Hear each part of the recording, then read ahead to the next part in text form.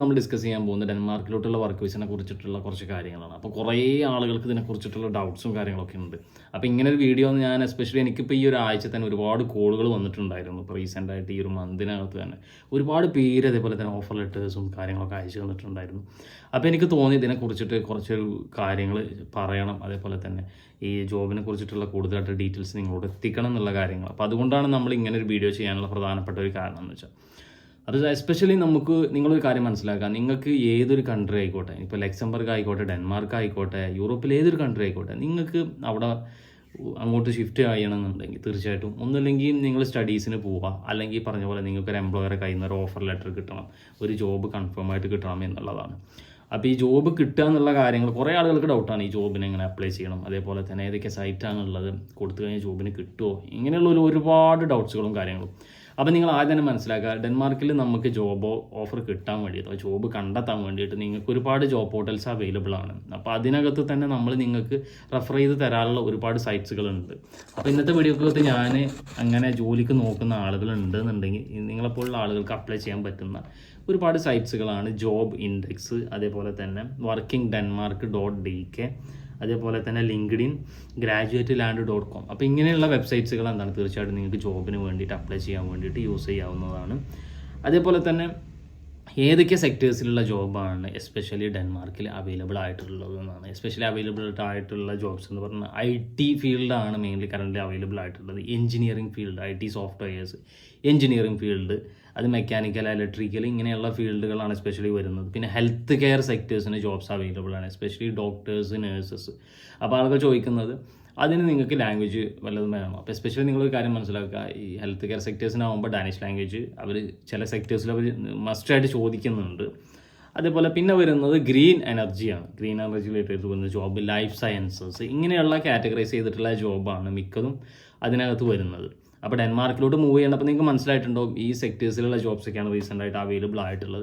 അടുത്തത് ഏതൊക്കെ സ്കീമിലുള്ള വിസകളാണ് അവിടെ വരുന്നത് നമുക്ക് നോക്കാം. പോസിറ്റീവ് ലിസ്റ്റ് സ്കീം എന്ന് പറഞ്ഞിട്ടുള്ളൊരു സ്കീം വരുന്നുണ്ട്. അപ്പോൾ നിങ്ങൾക്ക് സ്ക്രീനിൽ കാണാം ഇത്രയും സ്കീമാണ് വരുന്നത്. പേ ലിമിറ്റ് സ്കീം അടുത്തത് വരുന്നത്, അതുപോലെ തന്നെ ഫാസ്റ്റ് ട്രാക്ക് സ്കീം, പിന്നെന്ന് പറഞ്ഞാൽ സ്റ്റാർട്ടപ്പ് ഡെൻമാർക്ക്. ഇപ്പോൾ സ്റ്റാർട്ടപ്പ് ഡെൻമാർക്കിൽ എന്തെങ്കിലും നിങ്ങൾ ബിസിനസ് ചെയ്യാൻ പോകുന്ന ആളുകളാണെങ്കിൽ അങ്ങനത്തെ ആളുകൾക്കുള്ളതാണ് ഈ ഒരു സ്കീം. വിസ കാറ്റഗറൈസ് ചെയ്തിട്ട് വരുന്ന സ്കീമിനകത്ത് വരുന്നതാണ് ഇത്. അതേപോലെ തന്നെ പിന്നെ നമുക്ക് ഇപ്പോൾ ഫോർ എക്സാമ്പിൾ നിങ്ങൾ ജോബിനൊക്കെ അപ്ലൈ ചെയ്തു, ഈ ജോബ് നിങ്ങൾക്ക് കിട്ടിയെന്ന് വിചാരിക്കുക, ജോബ് ഓഫർ ലെറ്റർ കിട്ടിയെന്ന് വിചാരിക്കുക, നിങ്ങളുടെ വിസക്ക് അപ്ലൈ ചെയ്യുന്നതായിരിക്കും നിങ്ങളുടെ എംപ്ലോയർ ആയിരിക്കും ചെയ്യുന്നത്. അപ്പോൾ അതിന് വേണ്ടിയിട്ട് എന്തൊക്കെ ഡോക്യുമെൻ്റാണ് നമുക്ക് ആവശ്യം വരിക എന്നുള്ള കാര്യങ്ങളാണ് ഇനി ഞാൻ പറയാൻ പോകുന്നത്.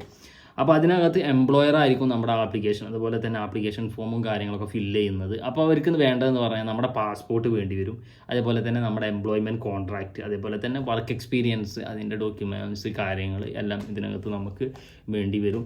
അതേപോലെ തന്നെ ഇനി നമുക്ക് പ്രോസസ്സിങ് ടൈമാണ്. ഇപ്പോൾ അടുത്ത ആളുകൾ ചോദിക്കുന്ന ഒരു ക്വസ്റ്റ്യൻസ് ആണ്, എന്തൊക്കെയാണ് പ്രോസസ്സിങ് ടൈം, എത്രയാണ് വരുന്നത്. അതേപോലെ തന്നെ നോർമലി എടുക്കുന്നത് 1 to 3 months ആണ് പ്രോസസ്സിങ് ടൈമിന് വരുന്ന സമയം എന്ന് പറഞ്ഞാൽ. ഇനി നമുക്ക് ഒരു ജോബ് കിട്ടാൻ വേണ്ടിയിട്ട് അതിനുള്ള ടിപ്സാണ് ഞാൻ പറയാൻ പോകുന്നത്. അപ്പോൾ ടിപ്സും കാര്യങ്ങളും നിങ്ങൾ എന്ത് ചെയ്യുക, കറക്റ്റായിട്ട് കേൾക്കുക. അപ്പോൾ ഈ ആളുകൾ എന്ത് ചെയ്യുക, ഈ കാര്യങ്ങൾ കറക്റ്റായിട്ട് നിങ്ങളൊന്ന് ശ്രദ്ധിക്കുക. എസ്പെഷ്യലി ആദ്യം ഈ പറഞ്ഞ പോലെ ഇപ്പോൾ നമ്മളെ വിളിക്കുന്ന ആളുകളൊക്കെ എന്ന് പറഞ്ഞാൽ എസ്പെഷ്യലി 10th പോലും പാസ്സാവാത്ത കുറേ ആളുകളുണ്ട്. അതേപോലെ തന്നെ 10th പാസ്സായിട്ട് +2 ഒക്കെ കഴിഞ്ഞ ആളുകളുണ്ട്.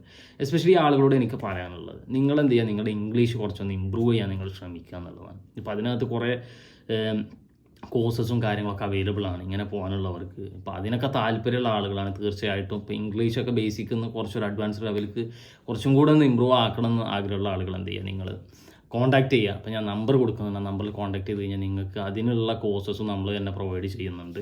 ഇനിയിപ്പോൾ എസ്പെഷ്യലി എന്ന് പറഞ്ഞു കഴിഞ്ഞാൽ പിന്നെ മിക്ക ഡാനിഷ് എംപ്ലോയേഴ്സിനും എന്താ പറഞ്ഞാൽ ഈ പറഞ്ഞ പോലെ ഡാനിഷ് അങ്ങനെ ഒരു മാൻഡേറ്ററി ആയിട്ട് വേണമെന്നൊന്നുമില്ല. അവർ ഈ പറഞ്ഞ പോലെ ഇംഗ്ലീഷ് ഒരു ബേസിക് ലെവൽ അറിഞ്ഞു കഴിഞ്ഞാൽ നിങ്ങൾക്ക് ചില അൺസ്കിൽഡ് ജോബിന് നിങ്ങൾക്ക് എന്ത് ചെയ്യാൻ പറ്റും, അപ്ലൈ ചെയ്യാൻ പറ്റും എന്നുള്ളതാണ് നിങ്ങൾ മനസ്സിലാക്കേണ്ട കാര്യം.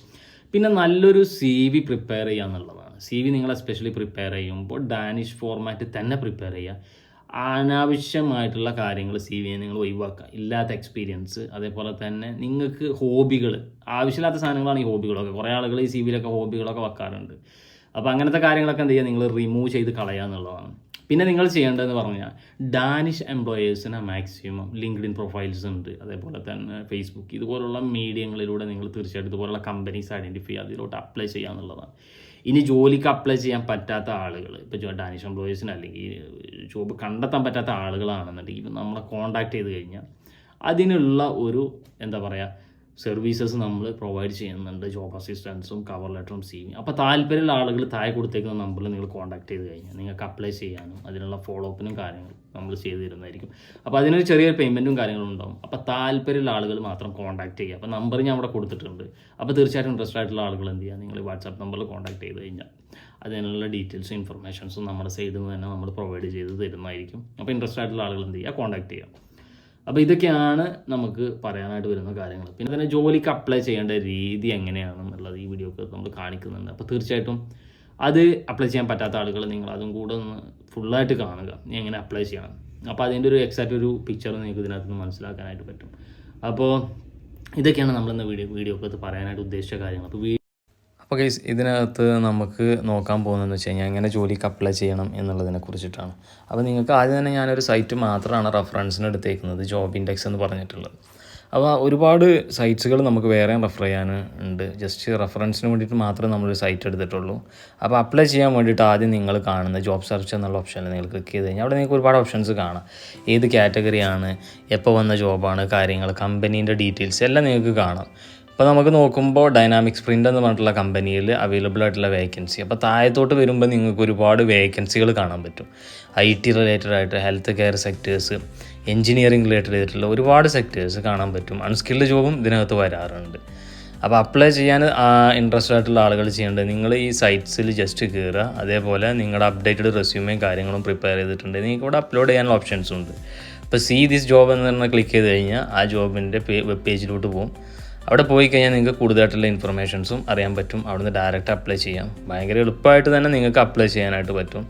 DSV, അതേപോലെ താഴത്തോട്ട് വരുമ്പോൾ system administrator, product owner, implementation, വേറെ നിങ്ങൾക്ക് ഒരുപാട്. അപ്പോൾ നമ്മൾ ജസ്റ്റ് എന്ത് ചെയ്യുക, ബ്രിഞ്ച് പാർട്ട്നേഴ്സ് എന്ന് പറഞ്ഞിട്ടുള്ള കമ്പനിയാണ് നമ്മൾ എടുത്തേക്കുന്നത്. അപ്പോൾ ഇതിനകത്ത് നിങ്ങൾ ക്ലിക്ക് ചെയ്ത് കഴിഞ്ഞാൽ ഡയറക്റ്റ് ആ കമ്പനീൻ്റെ വെബ്സൈറ്റിലോട്ട് പോകും. അവിടെ എത്തിക്കഴിഞ്ഞാൽ നിങ്ങൾക്ക് പൊസിഷൻസ് ക്ലിക്ക് ചെയ്ത് കഴിഞ്ഞാൽ ഏതൊക്കെ പൊസിഷൻസാണ് കമ്പനീൻ്റെ അവൈലബിൾ ആയിട്ടുള്ളത് കാണാൻ പറ്റും. അപ്പോൾ നമ്മളിവിടെ ചെയ്യേണ്ടതെന്ന് പറഞ്ഞാൽ നമ്മുടെ പേര് ജസ്റ്റ് ടൈപ്പ് ചെയ്ത് കൊടുക്കുക, email address, phone number, resume upload ചെയ്യുക. അതേപോലെ തന്നെ അവിടെ നിങ്ങൾക്ക് വേറെ ഓപ്ഷനും കൂടെ ഉണ്ട്, കവർ ലെറ്ററും കൂടെ അപ്ലോഡ് ചെയ്യാനുള്ള ഓപ്ഷൻ. അവിടെ കവർ ലെറ്റർ അപ്ലോഡ് ചെയ്തതിന് ശേഷം ഡിക്ലറേഷൻ കൺസെൻറ്റ് എന്നുള്ളത് അവിടെ ജസ്റ്റ് ക്ലിക്ക് ചെയ്ത് കഴിഞ്ഞാൽ സബ്മിറ്റ് ആപ്ലിക്കേഷൻ എന്നുള്ള ഓപ്ഷൻ കാണാൻ പറ്റും. അവിടെ ക്ലിക്ക് ചെയ്ത് കഴിഞ്ഞാൽ നിങ്ങളുടെ ആപ്ലിക്കേഷൻസ് എന്ത് ചെയ്ത് സബ്മിറ്റായി. ഇങ്ങനെ നിങ്ങൾ സബ്മിറ്റ് ചെയ്ത് കഴിഞ്ഞാൽ ഡയറക്റ്റ് എംപ്ലോയറുടെ കയ്യിൽ നിങ്ങളുടെ റെസ്യൂമേയും കാര്യങ്ങളും എത്തും.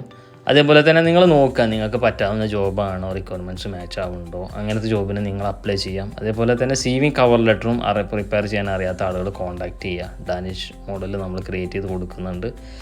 അപ്പോൾ ഇതിനകത്ത് ഒരുപാട് വേക്കൻസീസ് ഉണ്ട്. എസ്പെഷ്യലി നമുക്ക് റെഫറൻസ് ചെയ്യുമ്പോൾ ടീച്ചിങ് സ്റ്റാഫാണ്, BSc കമ്പ്യൂട്ടർ സയൻസ് കഴിഞ്ഞ ടീച്ചിങ് സ്റ്റാഫിന് ആവശ്യം വേക്കൻസിയാണ്.